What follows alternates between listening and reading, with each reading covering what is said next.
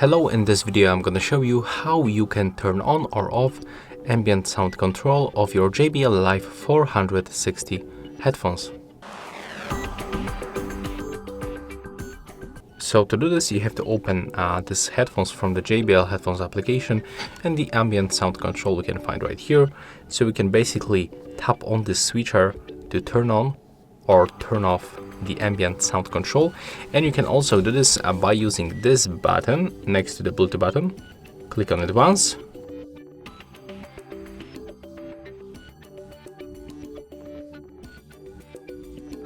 Let me do this one more time because it's a little bit broken. I cannot push it.